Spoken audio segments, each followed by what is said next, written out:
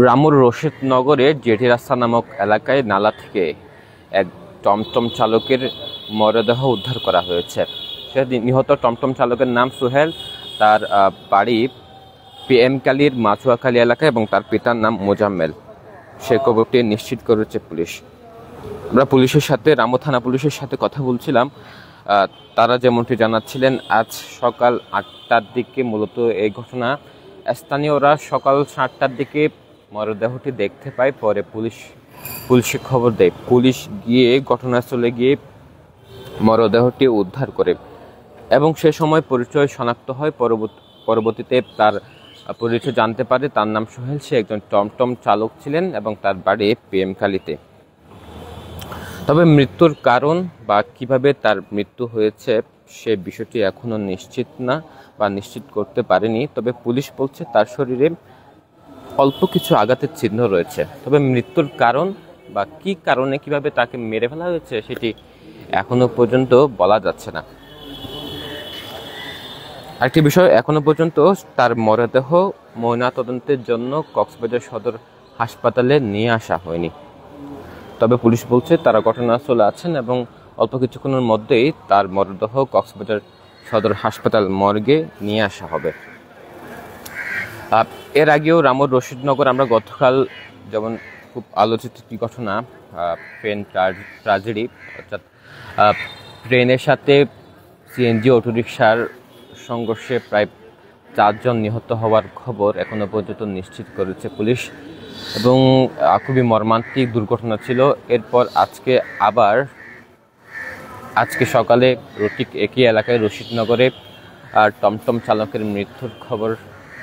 সেই খবরে স্থানীয়রা যেটি বলছেন, তাকে পরিকল্পিত হত্যা করা হয়েছে। তবে বিষয়টি এখনও নিশ্চিত না বা তার কোনো স্বজনদের সাথে এখনও পর্যন্ত যোগাযোগ করা সম্ভব হয়নি, কেননা এখনও তারা ঘটনাস্থলে আছেন, তারা মর্গে আসেনি। আমরা যে খবরটি পেয়েছি, যে জায়গায় সোহেলের মরদেহ উদ্ধার করা হয়েছে সেখানে একটি নালা ছিল, অর্থাৎ পানিতে ভাসমান অবস্থায় তাকে উদ্ধার করা হয়েছে এবং সোহেলের আনুমানিক বয়স 25 বছর হতে পারে এমন কেউ বলছেন, কেউ। তবে তার পানিতে ভাসমান থাকা অবস্থায় তার বয়স ঠিক করা যাচ্ছে না, ঠিক বা বোঝা যাচ্ছে না। তবে অনেকে ধারণা করছেন গতকালকে মূলত হয়তো এই ঘটনা ঘটতে পারে।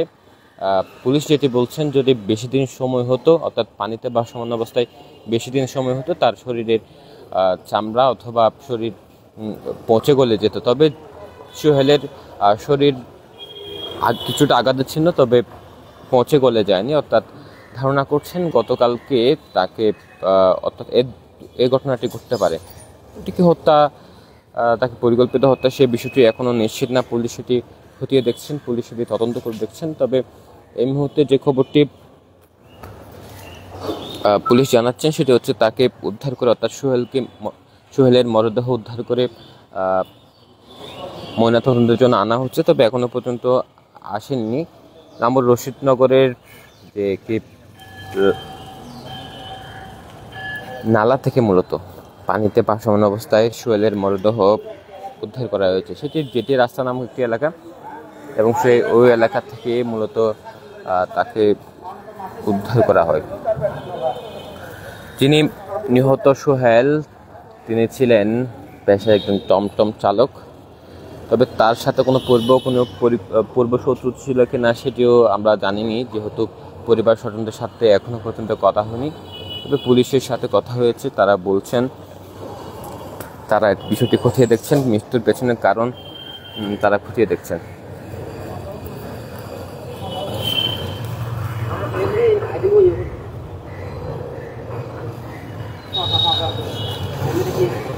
আমরা যে খবরটি জানাচ্ছিলাম, রামুর রশিদনগরের রাস্তার ঘাট নামে একটি এলাকায় মূলত পানিতে ভাসমান অবস্থায় নালা থেকে একজন টমটম চালক নাম সোহেল, তার মরদেহ উদ্ধার করা হয়েছে এবং তার মৃত্যুর পেছনের কারণ এখনো পর্যন্ত বলা যাচ্ছে না। পুলিশ সেটি তদন্ত করে দেখছে, খতিয়ে দেখছে। তবে এখনো পর্যন্ত তার মরদেহ কক্সবাজার সদর হাসপাতাল মর্গে নিয়ে আসা হয়নি। পুলিশ ঘটনাস্থলে আছেন। আজকে সকাল 8টার দিকে তাকে উদ্ধার করা হয়েছে এবং তবে এখনো পর্যন্ত মর্গে আনা হয়নি।